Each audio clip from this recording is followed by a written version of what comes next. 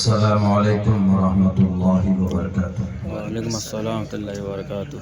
إن الحمد لله نحمده ونستعينه ونستغفره ونؤمن به ونتوكل عليه ونعوذ بالله من شرور أنفسنا ومن سيئات أعمالنا من يهده الله فلا مضل له ومن يضلله فلا هادي له ونشهد أن لا إله إلا الله وحده لا شريك له ونشهد أن سيدنا ومولانا محمدا عبده ورسوله أما بعد فأعوذ بالله من الشيطان الرجيم بسم الله الرحمن الرحيم اقرأ باسم ربك الذي خلق خلق الإنسان من علق وقال الله تبارك وتعالى في القرآن المجيد قل هل يستوي الذين يعلمون والذين لا يعلمون صدق الله العظيم قال رسول الله صلى الله عليه وسلم خيركم من تعلم القرآن وعلمه وقال النبي صلى الله عليه وسلم طلب العلم فريضة على كل مسلم أو كما قال النبي عليه الصلاة والسلام. All compliments, all physical prayer and almighty worship are for Allah. Peace be upon you, O Prophet, and Allah's mercy and blessings. Peace be upon us and righteous slaves of Allah subhanahu wa ta'ala. I bear witness that no one is worthy except of Allah subhanahu wa ta'ala. In the name of Allah, the most gracious, the most merciful, my Lord, expand me my praise is my task for me. Remove the impediment from my speech so they may understand what I say.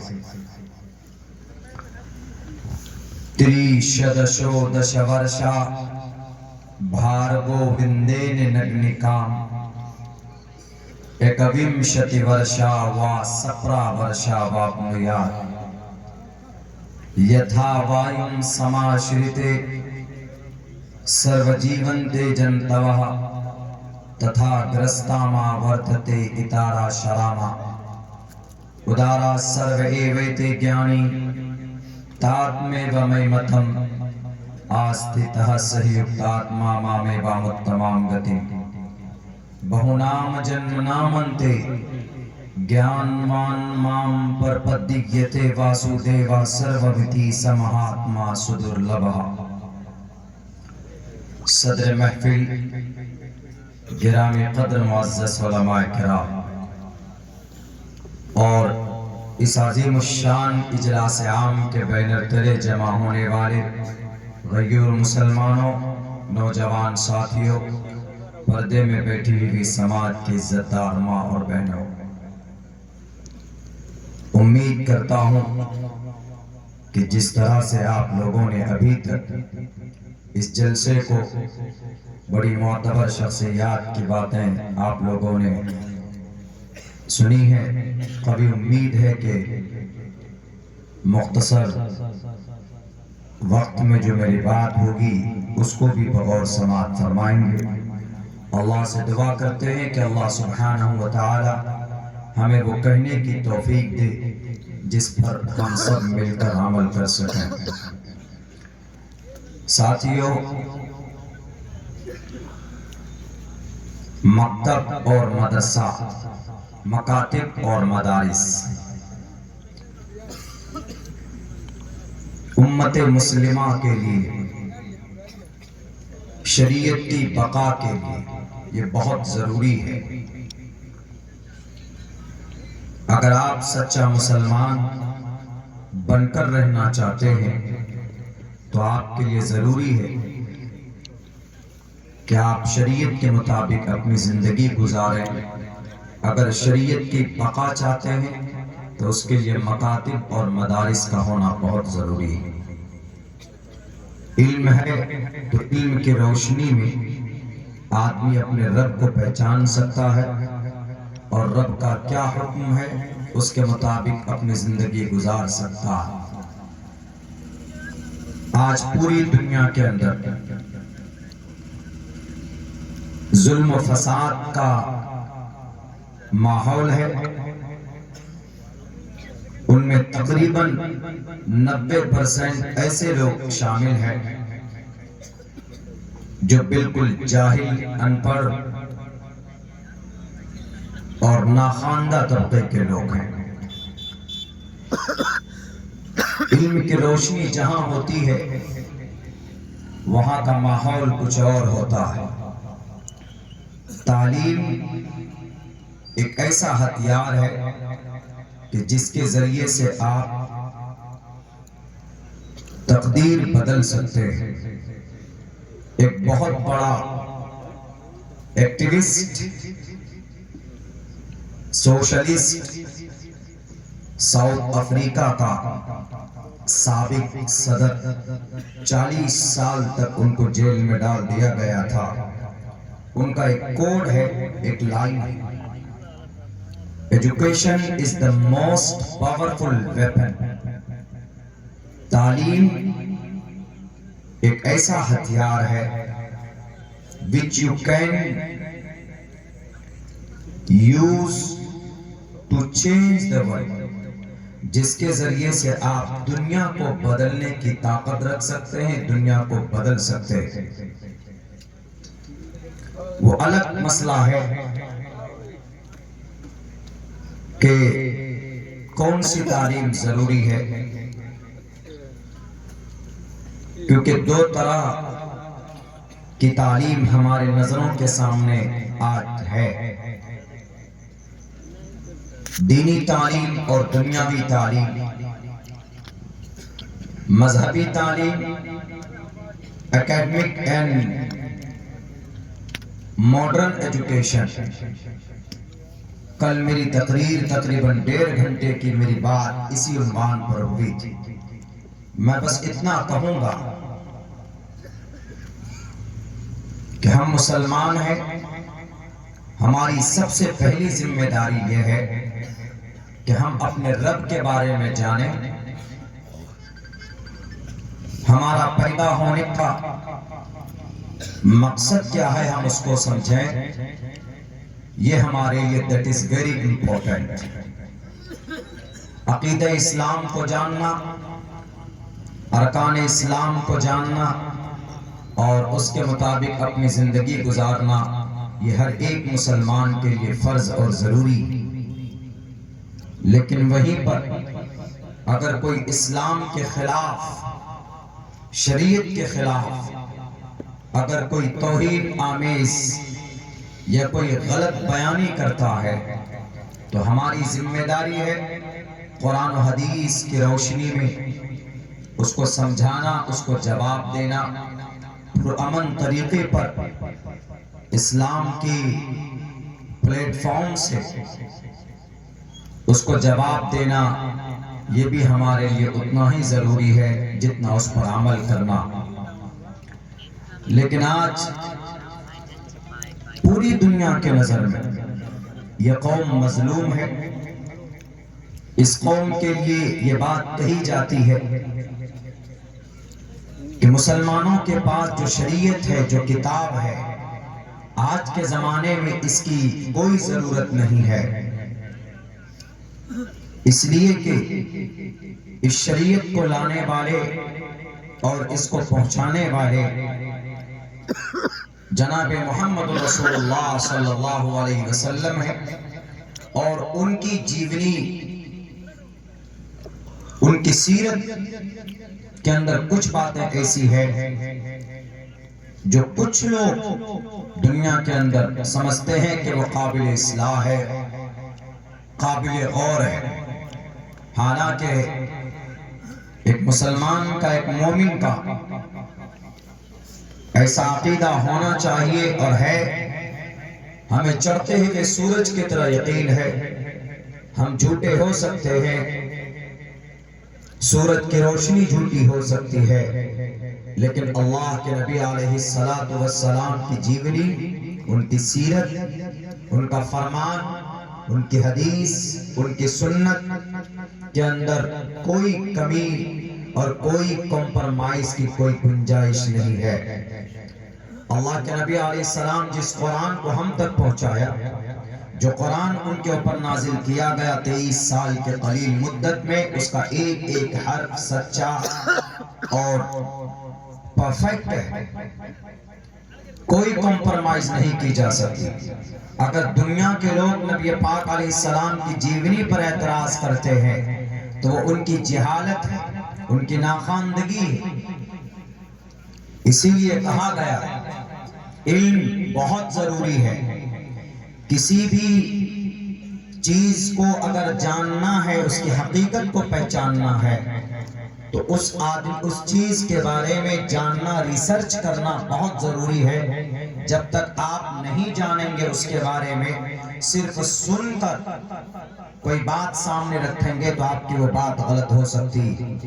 جیسے ابھی پچھلے 1.5-2 مہینے میں یہ بات T V کے ذریعے سے، سوشل میڈیا کے ذریعے سے پھیلائی گئی، بتائی گئی کہ محمد علیہ السلام قابل فالو نہیں ہے اس زمانے میں۔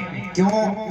کیونکہ ان کی جیون ایسی رہی ہے کہ 50 سال کی عمر میں انہوں نے 6 سال کی معصوم بچی سے وواہ کیا، اور 9 سال کی عمر میں ان کو بیوی بنا کر لے کر آئے۔ تو یہ ایک اچھا عقل مند انسان نہیں کر سکتا۔ ایک ایجڈ، ایک عمر دراز آدمی، 50 سال جس کی عمر ہے، وہ ایک 6 سال کی بچی سے کیسے نکاح کر سکتا؟ تو جن کا لیڈر ایسا، ان کے ماننے والے کیسے؟ یہ بات زور و شور سے پھیلائی گئی صوبہ مہاراشٹرا کے اندر۔ ایک کسی گرو جی نے یہ بات کہی تھی، نام نہیں لوں گا، سوشل میڈیا میں ان کا نام خوب وائرل ہے۔ لیکن مسلمانوں، ہمارے اوپر it is a great responsibility for every Muslim man, woman, particular intellectuals، علماء کرام، دانشوران، سب کے لیے بڑی ذمہ داری بنتی ہے کہ آپ قرآن و حدیث کی روشنی میں اس کا جواب پیش کریں اور سمجھائیں۔ ہم تک جب یہ بات پہنچی، جب ان سے میڈیا والے نے پوچھا آپ نے ایسا کیوں کہا کہ محمد علیہ السلام جب ایسے ہیں تو ان کے ماننے والے کیسے ہوں گے؟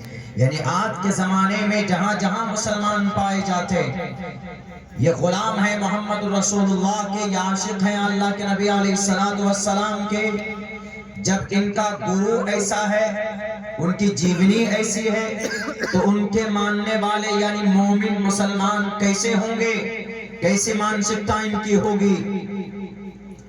تو آپ کیا جواب دے سکتے؟ میڈیا والے نے سوال کیا تو انہوں نے کہا کہ میں نے وہ بات کہی ہے جو ہسٹری میں ہے، جو مسلمانوں کی گرنتھ میں ہے، جو مسلمانوں کی دھرم گرنتھ میں ہے، مسلمانوں کے شاستر میں ہے۔ مسلمانوں کا شاستر، دھرم گرنتھ، ایشوریہ گرنتھ میں فرق ہوتا۔ ایشوریہ گرنتھ ایشور کا کلام یعنی رگ وید، دھرم گرنتھ منوسمرتی، دھرم گرنتھ پران۔ ہمارے میں کیسے سمجھیں گے؟ قرآن کریم ایشوریہ گرنتھ ہے، سمجھانے کے لیے بول رہا ہوں۔ اللہ کا کلام ہم بولتے ہیں، وہ ایشوریہ گرنتھ بولتے ہیں۔ دھرم گرنتھ احادیث کی کتاب ہے، فقہ کی کتاب ہے، تفسیر کی کتاب ہے، یہ دھرم گرنتھ ہے، یہ شاستر ہے۔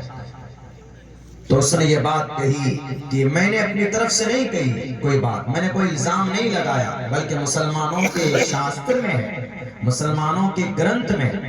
اور یقیناً یہ بات ہے بھی، علماء سے پوچھ سکتے ہیں، معتبر روایات میں ہے کہ اللہ کے نبی علیہ السلام کا نکاح ام عائشہ سے 6 سال کی عمر میں ہوتا اور 9 سال کی عمر میں رخصتی ہوتی ہے باضابطہ طور پر۔ 2 انصاری عورت جا کر مدینہ المنورہ میں ہجرت کے بعد رخصتی ہوئی ہے، ہجرت سے پہلے نکاح ہوا ہے۔ اس وقت ام عائشہ کی عمر 95% روایات میں ہے کہ آپ کی عمر اس وقت 9 سال کی تھی. پھر بھی آپ کہیں گے، کوئی بھی کہے گا کہ 9 سال میں، وہ تو پھر بھی چھوٹی بچی ہے 9 سال کی عمر کی.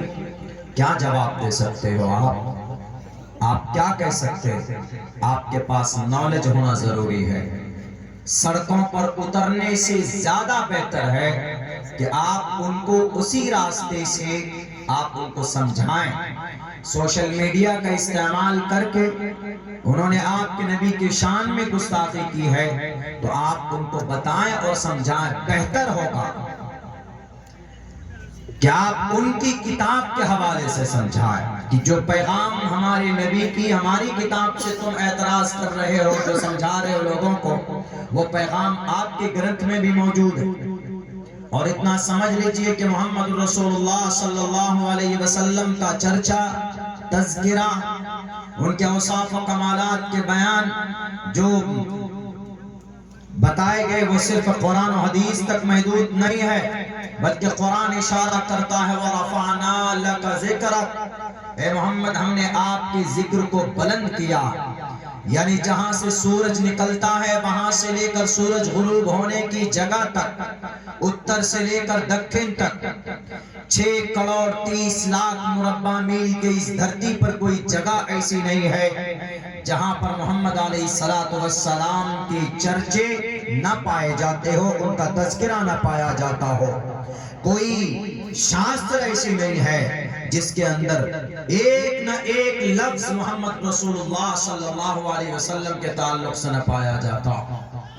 آپ پڑھیے دنیا کی بڑی بڑی کتابیں، بائبل پڑھیے، محمد علیہ السلام کا چرچا موجود ہے.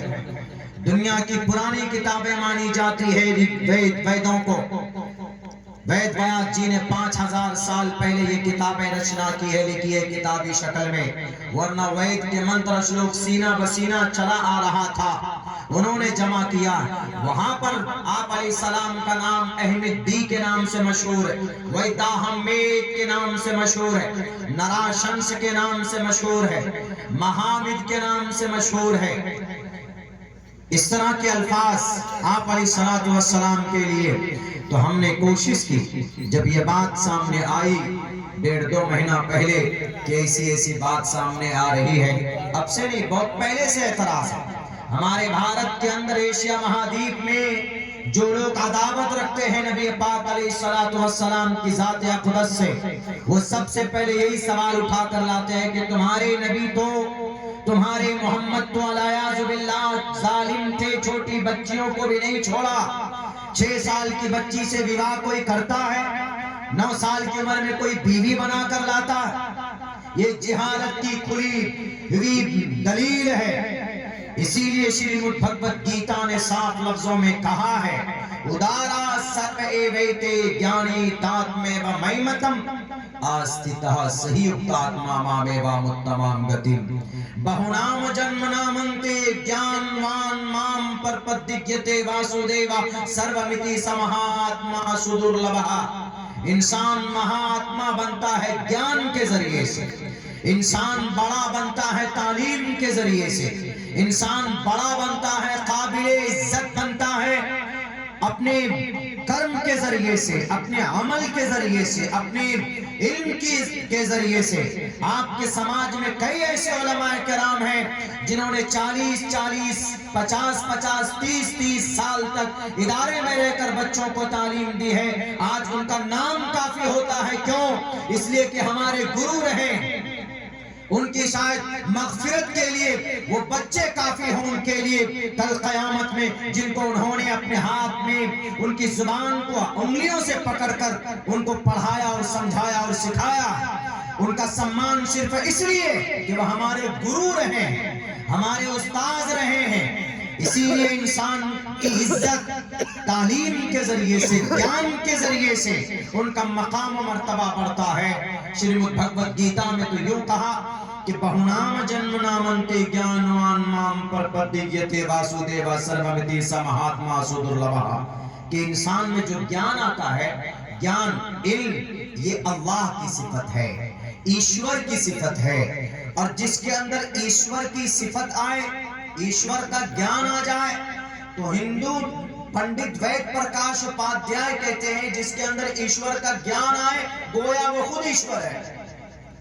ہمارے یہاں ایسا عقیدہ تو نہیں ہے، لیکن ان کا یہ عقیدہ جس میں گیان آ جائے، گیانی لوگ، یعنی ہمارے جتنے علماء لوگ ہیں، جتنے بھی سادھو سنت مہاراج لوگ ہیں، جتنے بھی یوگی لوگ ہیں، یوگی کا مطلب کچھ اور نہیں سمجھیے گا، یوگی کا مطلب عبادت گزار ہوتا ہے۔ یوگی یوگ کرنے والا، پرماتما کو قریب کرنے والا، پرم شکتیمان کی وشیشتاؤں کا ورنن کرنے والا، اس کو یوگی کہا جاتا ہے۔ بہرکہ تو جو لوگ گرو گیانی ہوتے ہیں وہ لوگ ان کے عقیدے کے حساب سے وہ بڑے قابل سمان ہوتے ہیں، قابل عزت ہوتے ہیں۔ اب بتائیے، انہوں نے یہ بات کہی، یقیناً بڑی تکلیف ہوئی بھارت کے مسلمانوں کو ہی نہیں، پوری دنیا کے مسلمانوں کو۔ آپ کے پاس کیا جواب ہے نوجوانوں؟ آپ تو سوشل میڈیا پہ بس اناپ شناپ لکھتے، بس زد میں آ جاتے۔ نہیں، آپ کو صبر کے ساتھ اپنے نالج اور گیان سے ان کو جواب دینا ہے۔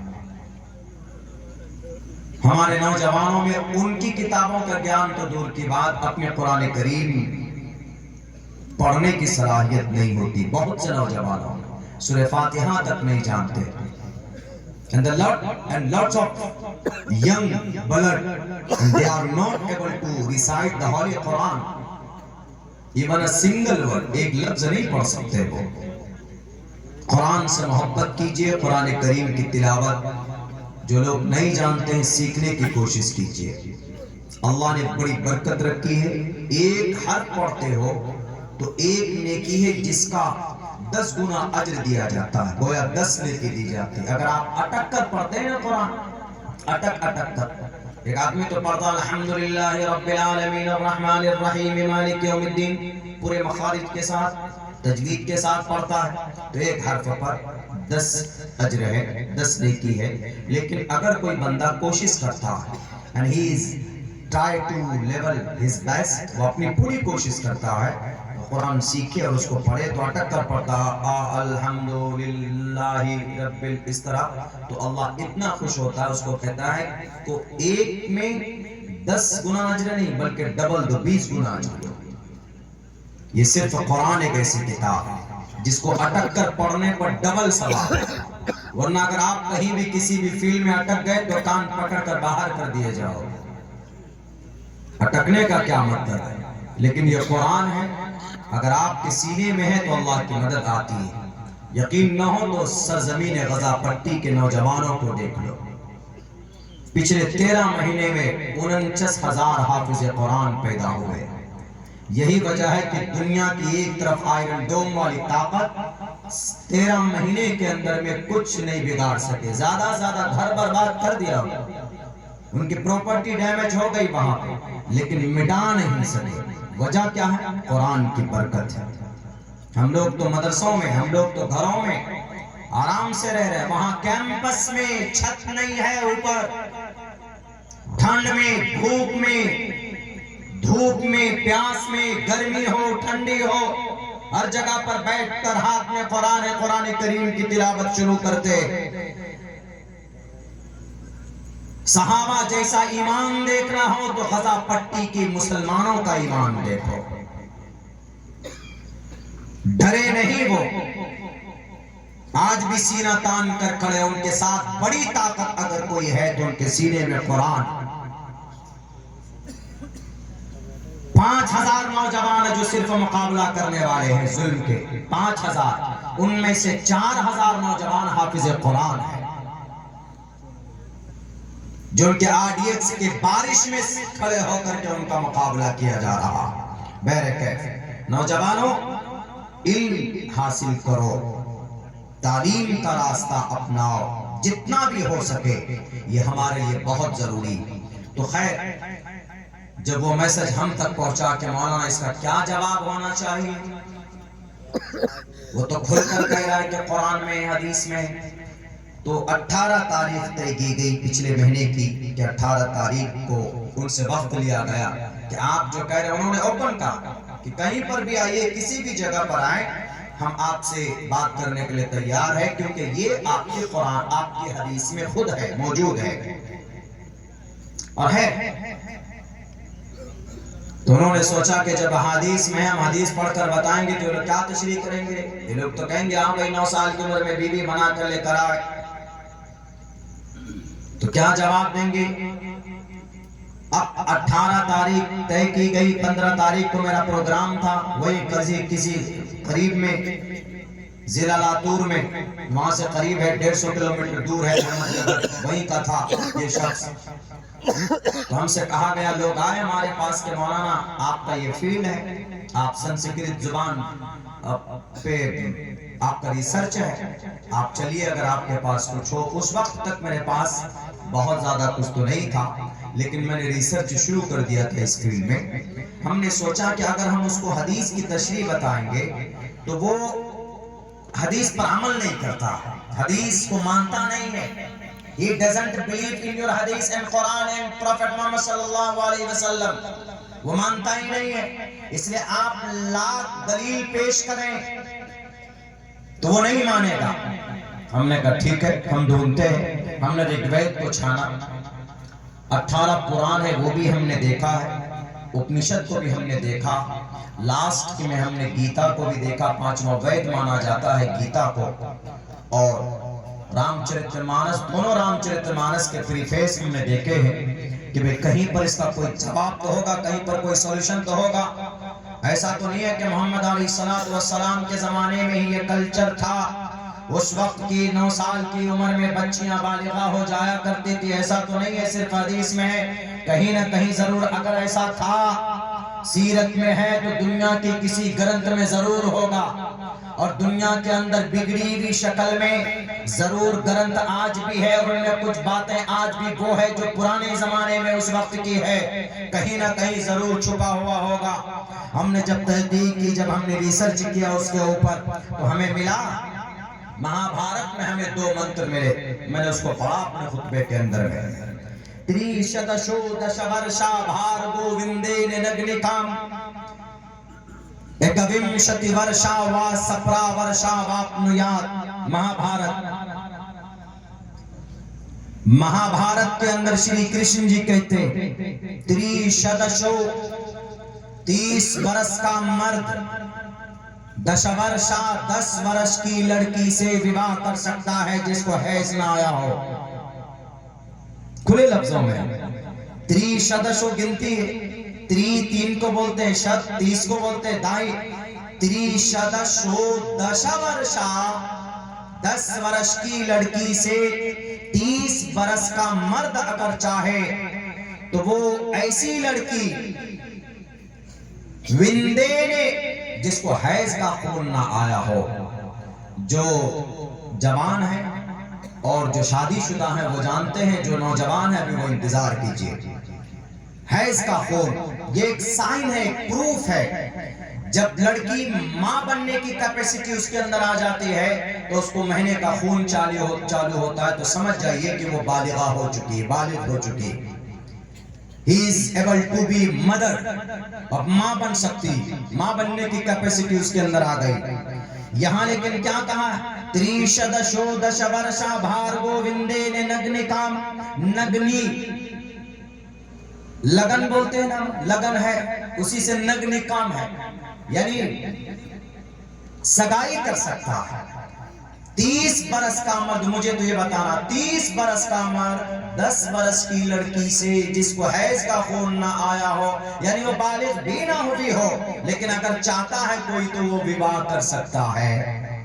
نیچے اور نیچے والا لائن دیکھیے، ایکوینشتی ورشا 21 برس کا مرد، ایکوینشتی ورشا 21 برس کا مرد، وا سپرا 7 برس، سپرا 7 برس، ومشتی 20 کو بولتے ہیں، ایکوینشتی 20 21، ایکتریشتی 31، ایک کو سنسکرت میں ایکم بولتے ہیں، ایکم، دو کو دوے بولتے ہیں، تین کو ترینی بولتے ہیں، چار کو چتواری بولتے ہیں، پانچ کو پنچاوتی بولتے ہیں، چھ کو شٹ بولتے ہیں، سات کو سپت بولتے ہیں، اسی سے سپراورشا، آٹھ کو اشٹ بولتے ہیں، نو کو نوا بولتے ہیں، 10 کو دشا بولتے ہیں، 11 کو ایکادشا بولتے ہیں، 12 کو دوے دشا بولتے ہیں، 13 کو تریودشا بولتے ہیں، 14 کو چتردشا بولتے ہیں، 15 کو پنچادشا بولتے ہیں، 16 کو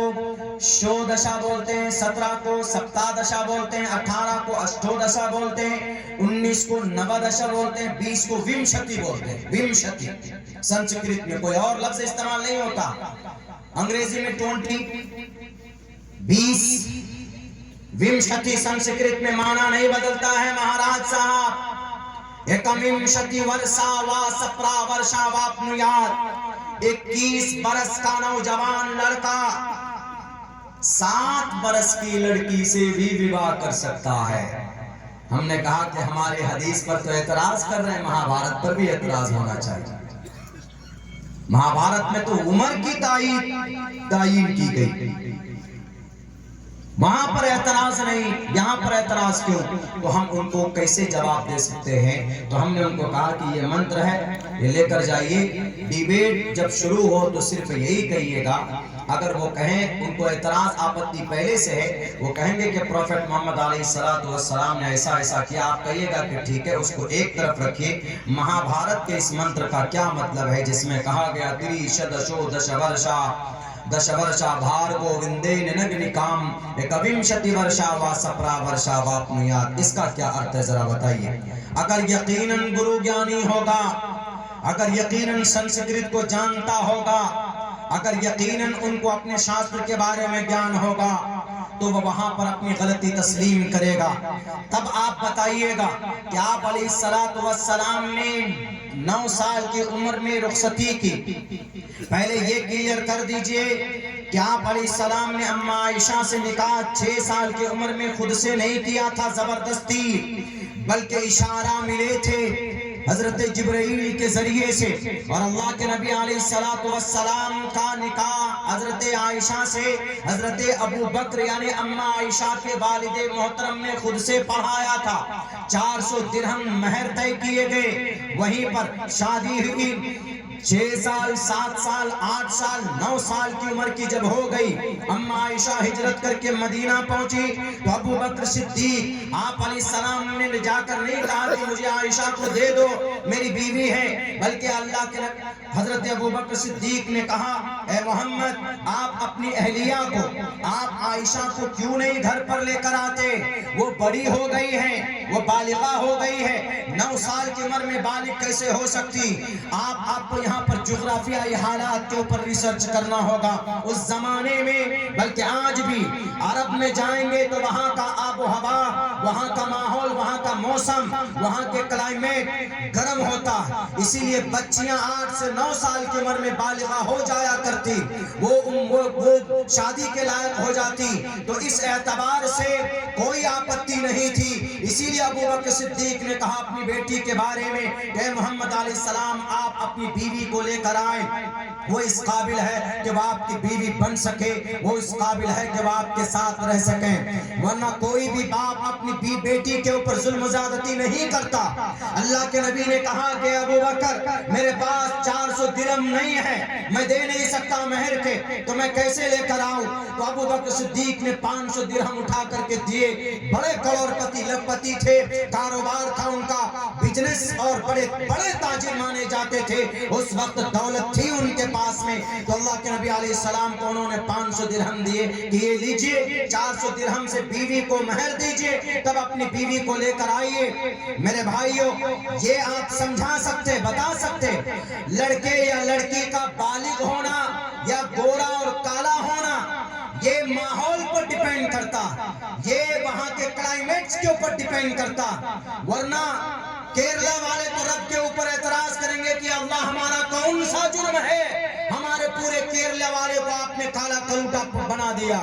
ویسٹ انڈیز چلے جائیں سارے لوگ ایسے کالے نظر آئیں گے کہ آپ کو رات میں ٹارچ جلا کر دیکھنا پڑے گا کہ یہ کون سا شخص ہے، اس لیے کہ وہاں کے رنگ کالے کالے، سارے لوگ کالے، یہ وہاں کے موسم پر ڈیپینڈ کرتا ہے، وہاں کے آب و ہوا پر ڈیپینڈ کرتا ہے۔ یہ چائنا کے لوگ ہیں، نیپال میں قریب میں ہیں، 50 سال کے ایک نیپالی کو اٹھا کر لے کر آئیے آپ، وہ آپ کو اس کی عمر ریئل میں 50 سال ہے، لیکن آپ کے نظروں کے سامنے میں جب آئے گا تو دکھنے میں لگے گا کہ 20 سال کی عمر کا ہے، پتہ نہیں چلتا، اس کی عمر کا اندازہ نہیں لگا سکتے آپ۔ تو یہ ماحول پر ڈیپینڈ کرتا، یہ موسم پر ڈیپینڈ کرتا۔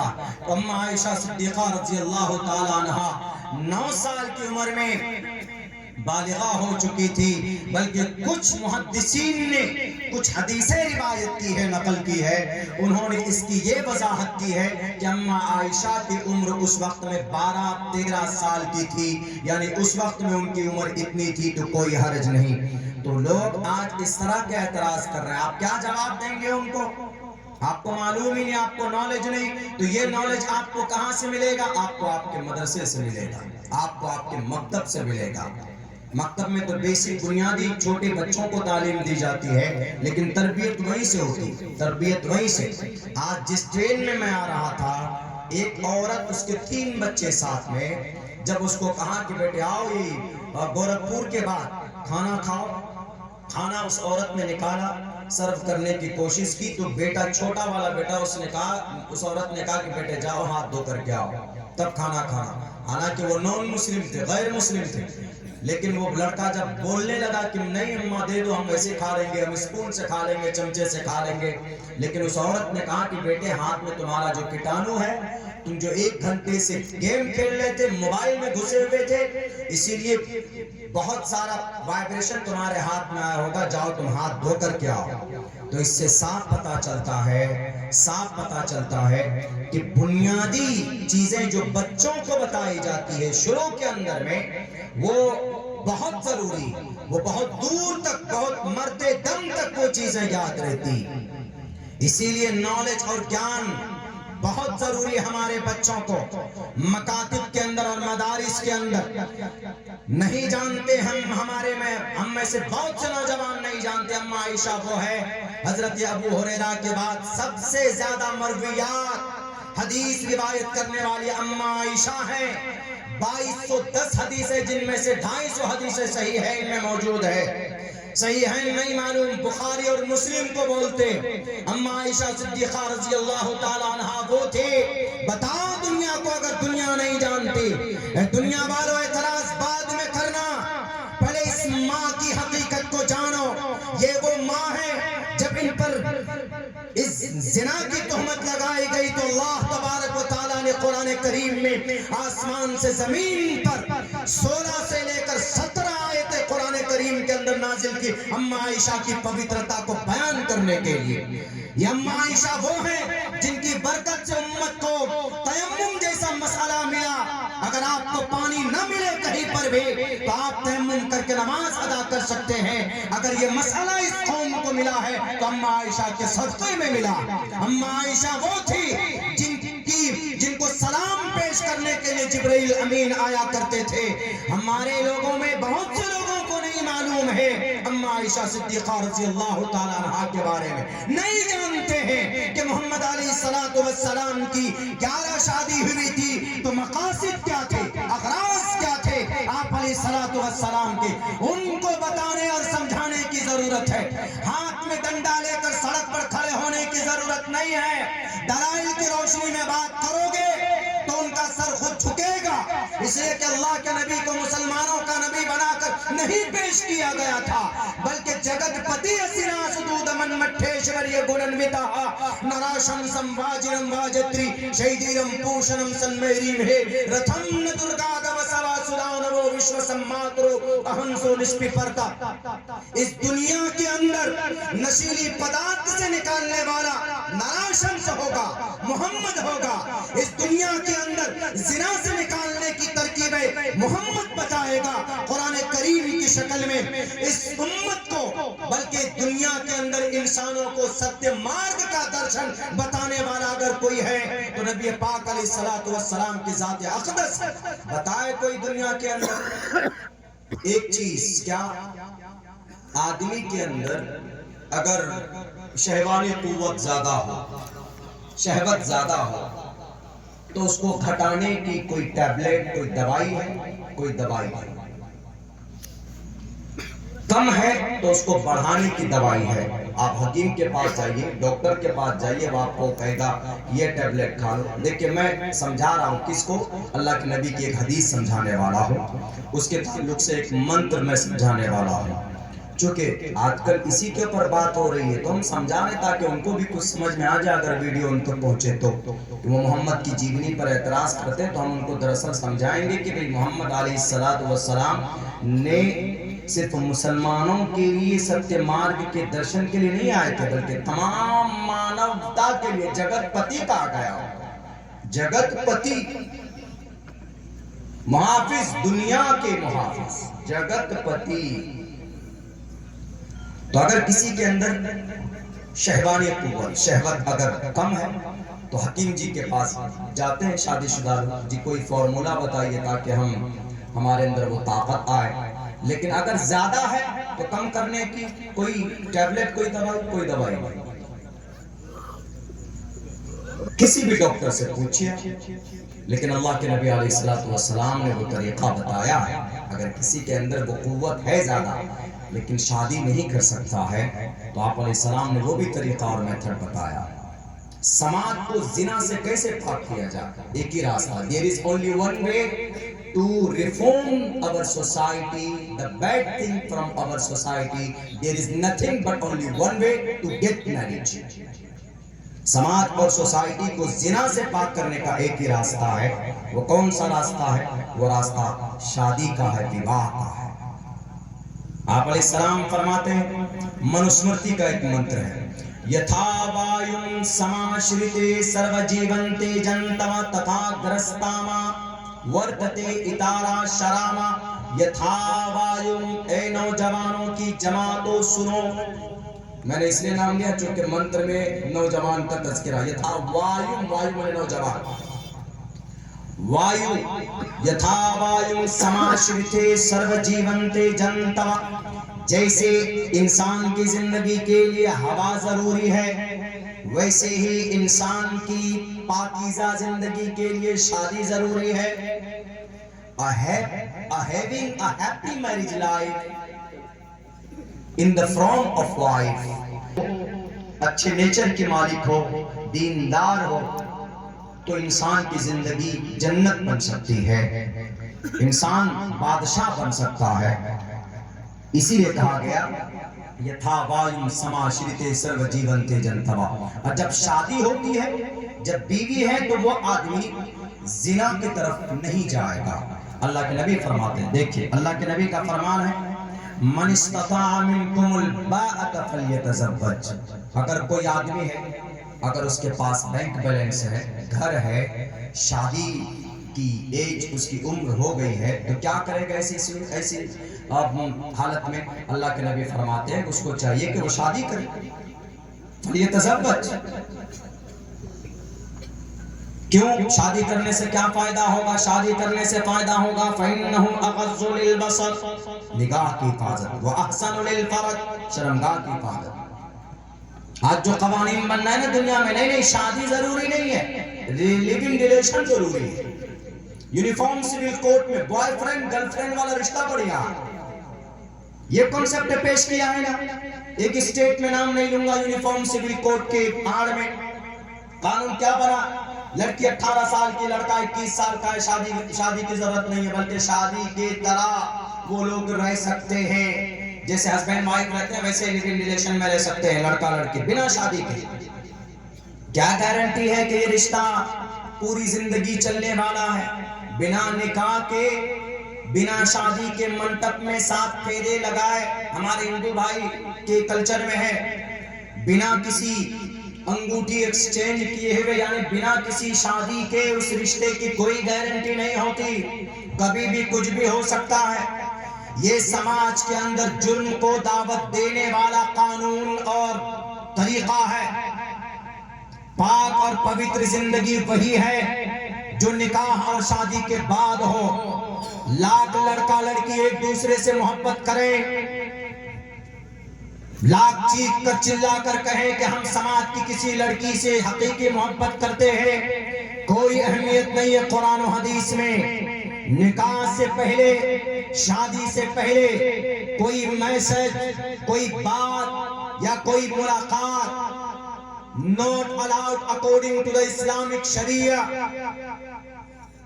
ہمارے ہندوستان کے ہندوستانیوں سنو، اگر شادی کے بغیر کسی کا رشتہ بنتا ہے لڑکی لڑکے سے، یہ یونیفارم سول کوڈ میں جا کر ایک فارم بھرنا ہے، ہم دونوں ساتھ میں رہنا چاہتے، کتنے دن رہیں گے، کیا کنڈیشن ہو گئی، کچھ نہیں، بس ساتھ میں رہنا چاہتے ہسبینڈ وائف کے طرف۔ کسی کا من بھرے گا اور پھر وہ رشتہ توڑے گا، ان میں سے کوئی ایک سیریس ہوگا اور دوسرے کا مرڈر کرے گا۔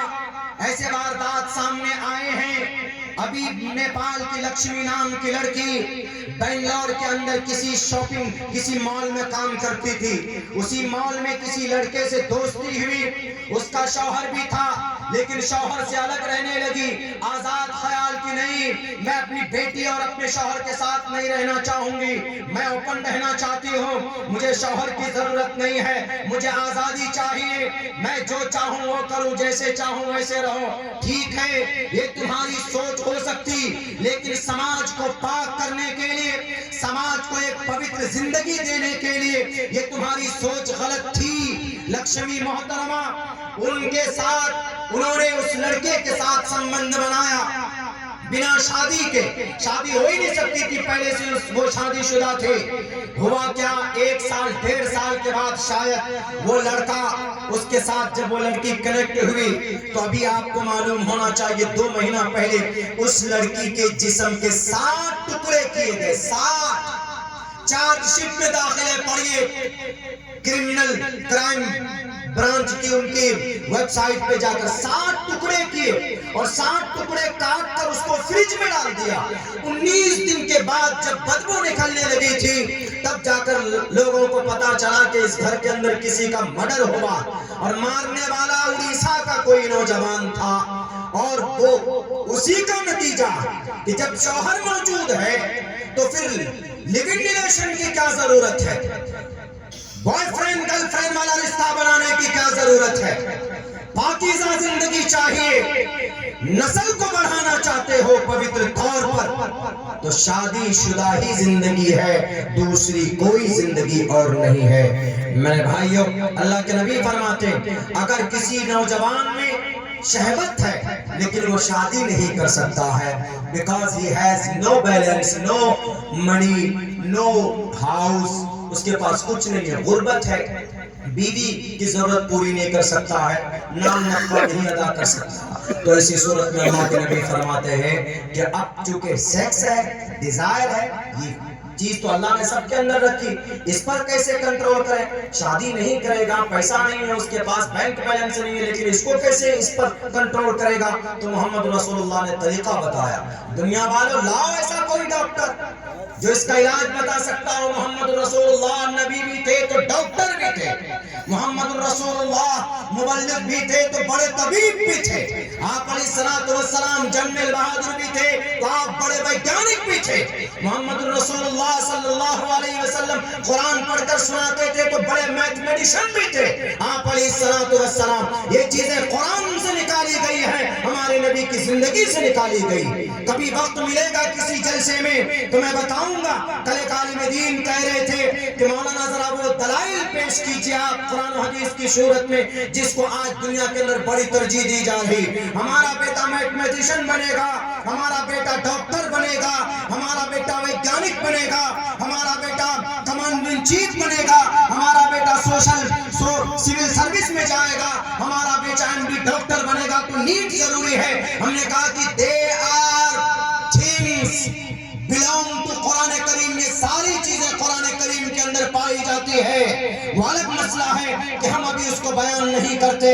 اسی لیے قرآن کریم صرف عبادت کی کتاب نہیں، نبی کی زندگی صرف یہ نہیں ہے کہ نبی آئے تھے کلمے کی دعوت کے لیے، ہر مہارت پر دنیا کی ہر ضرورت کو کیسے اچیو کیا جائے مکمل کیا جائے، وہ ساری چیزیں آپ علیہ السلام نے بتائی ہے اس امت کو۔ اس لیے آپ علیہ السلام کی جیونی پر کسی کو اعتراض کرنے کا کوئی ادھیکار نہیں بنتا، لیکن جاننے کی ضرورت ہے، پہچاننے کی ضرورت ہے۔ تو اللہ کے نبی علیہ السلام نے کہا کہ اس طاقت کو کیسے گھٹائیں؟ آپ علیہ السلام نے کہا فعلیہ بالصوم، روزہ رکھو۔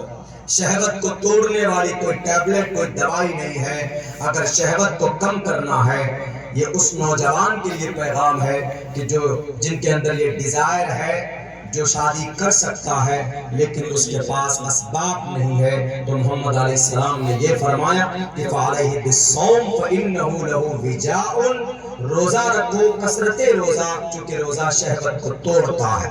اللہ کے نبی علیہ السلام کا یہ پیغام کتنا اچھا ہے۔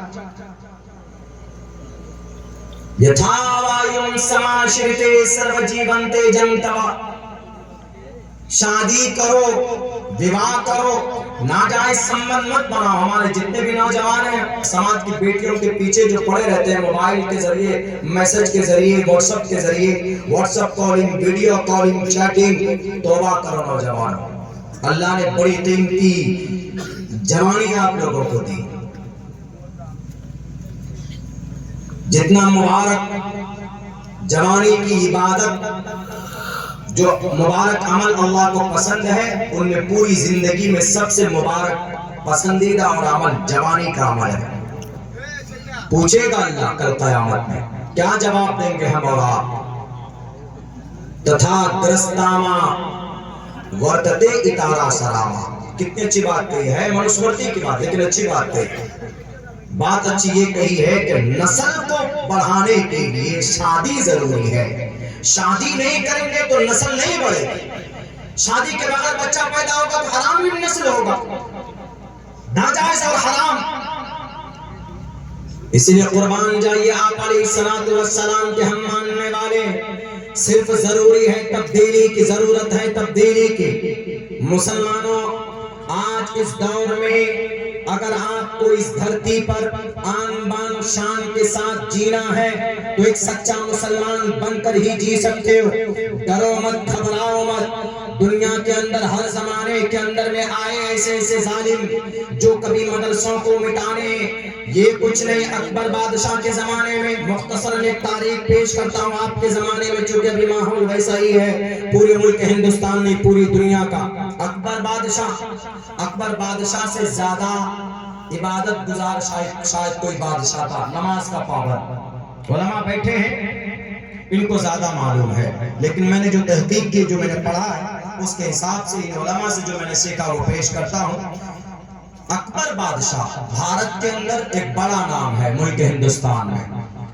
اس نے ایک ایسی، وہ اکبر بادشاہ جس کی نماز کبھی قضا نہیں ہوتی تھی، وہ جب کئی سفر میں نکلتا تھا، یہاں سے اگر لکھنؤ جانا ہے تو وہ 7 اماموں کو ساتھ میں لے کے جاتا تھا، 7 ائمہ کرام کو، اور جہاں پر بھی پڑاؤ ڈالا، نماز کا وقت ہوا، خیمہ لگا تو ایک الگ سے خیمہ لگایا جاتا تھا نماز ادا کرنے کے لیے۔ اتنا بڑا پابند صلاۃ تھا اکبر بادشاہ۔ لیکن ایک زمانہ وہ آیا کہ یہی اکبر بادشاہ نے 5 نماز کی جگہ میں سوریہ نمسکار، 5 وقت کی سوریہ نمسکار کو فرض قرار دیا۔ یہی وہ اکبر بادشاہ تھا کہ جو حدیث سیکھنے کے لیے شیخ عبدالنبی، ملا عبدالنبی کے گھر جایا کرتا تھا، سلطان پوری، ان کے گھر فتح پور، انوپ تالاب کوئی جگہ ہے آج بھی شاید وہاں پر ان کے عمارت بنی ہوئی، جا کے دیکھیں وہ عمارت اس لیے بنی تالاب کے ارد گرد جمعے کے دن، جمعے کی نماز کے بعد یہ اکبر بیٹھتا تھا اور قرآن حدیث کی بات سنتا تھا۔ علماء آتے تھے، قرآن حدیث کی باتیں سناتے تھے اور وہ سنتا تھا، یاد بھی کرتا، بڑا شوق تھا۔ اگر کوئی ہدایت پڑھانے والا ہے تو اس کو باضابطہ مہینے میں وظیفے بھی دیے جاتے تھے ان کے طرف سے، اکبر کے طرف سے۔ لیکن ایسا کیا ہوا، ایسی کون سی غلطی ہو گئی سماج کے دانشور لوگوں سے کہ یہی اکبر بادشاہ، اس نے باضابطہ شراب خانے تعمیر کیے، شراب خانہ بنایا اور اس کے اندر لڑکیوں کو، عورتوں کو کہا کہ تم شراب کی گلاس پیش کرو، جو بھی شرابی شراب پینے کے لیے آئے گا۔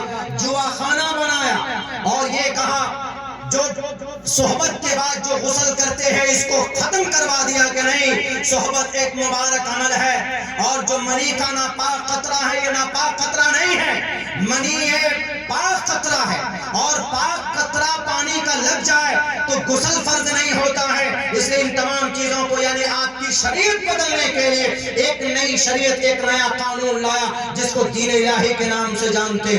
ایک اتنا بڑا اللہ کا بندہ، علماء کرام کا غلام تھا، ملا عبد النبی مخدوم الملک جن کو کہا گیا، وہ ان کی جوتیاں بھی بعض دفعہ سیدھی کیا کرتا تھا۔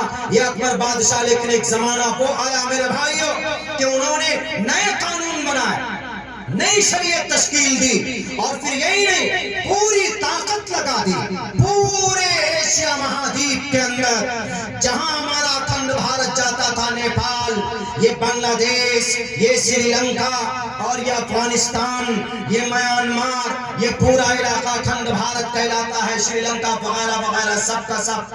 اس وقت انہوں نے پوری طاقت لگا دی کہ یہ نہیں